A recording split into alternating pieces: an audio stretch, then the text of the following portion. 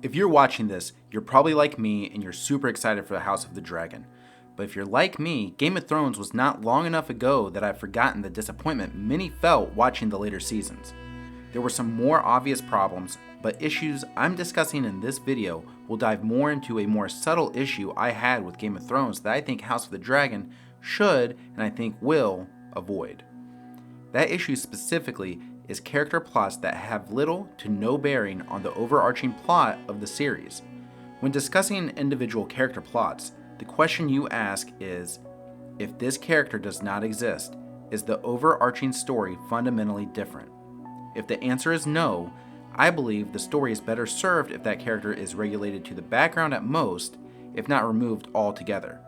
I think Game of Thrones suffered from a lot of inconsequential sequences that ultimately served no purpose other than fan service. And the problem with fan service is it usually doesn't change the story and can lead to plot holes or pacing issues. I'm going to list a few characters here that I know audiences loved, but their stories had either ran their course or were disconnected from the main story. So when they appear, it felt to me, at least, as an unnatural tying up of loose ends.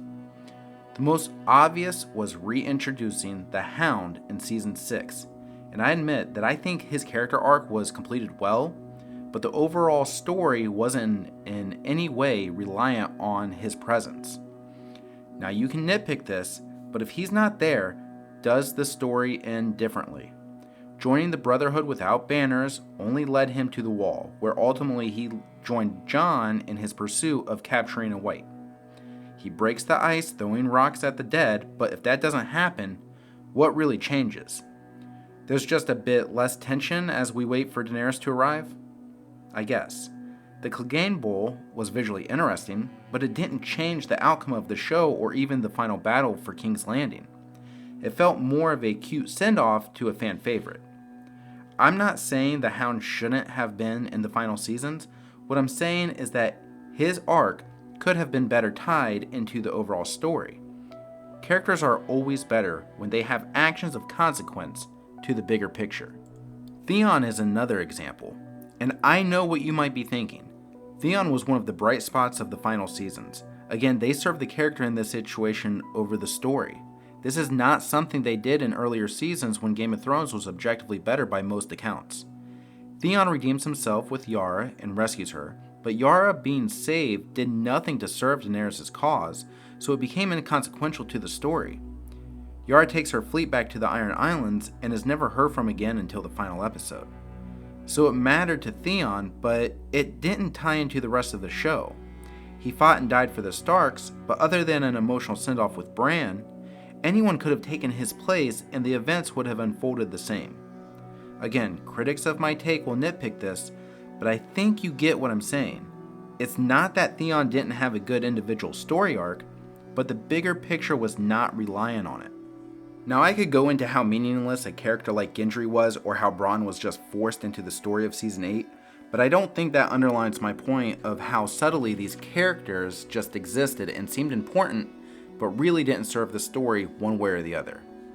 So let's really look at Jaime Lannister. And it's really not until the last 3 episodes I have a problem. This is the most frustrating because it threw away a completed character arc, or at least almost completed anyway. And his actions had no bearing on the overall story in those last few episodes. So this wasn't even fan service. He made right some of his many wrongs, and then he threw it away, and that's covered by tons of videos, but leaving Brienne I thought was setting us up for that final hurdle for his character arc, and I thought that would be killing Cersei, or at the least being a significant reason in her surrender or defeat in King's Landing. But instead, he sneaks into the city, and for some reason, and I'm not sure why Daenerys' army would capture him, because they just fought beside him at Winterfell and would assume they're on the same side if they even knew why he was there. Even us as an audience don't know why he was there really either. We think he wants to be with Cersei, but if you're like me, it was still a mystery because he might be there to simply confront her, or to have that moment of truth where he decides between Cersei and his honor. But instead he's captured, says some silly lines to Tyrion that are oddly uncharacteristic, sneaks into the city after Tyrion releases him, It's unclear whether he rang the bells or not. But if you want to nitpick this, I'll give you that one and assume that he did ring the bells.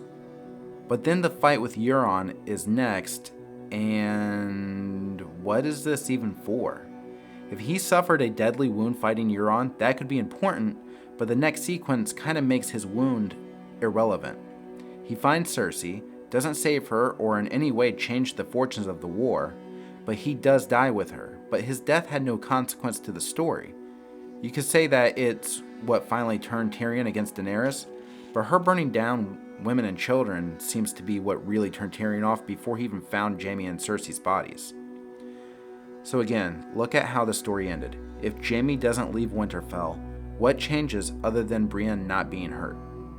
Him going the way he did is, I guess, an okay character plot, but it didn't change the story. It had no consequence.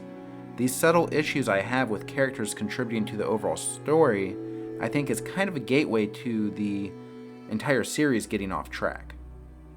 Now finally, I want to look at House of the Dragon, and I'm very optimistic here, because I don't think this show will be as easily trapped into some of these same scenarios as Game of Thrones.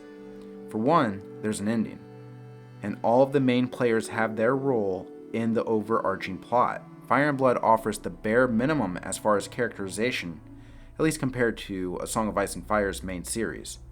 So I expect that to be elaborated upon in the show, but to the point where characters seemingly have nothing to do with the main story, I don't think so.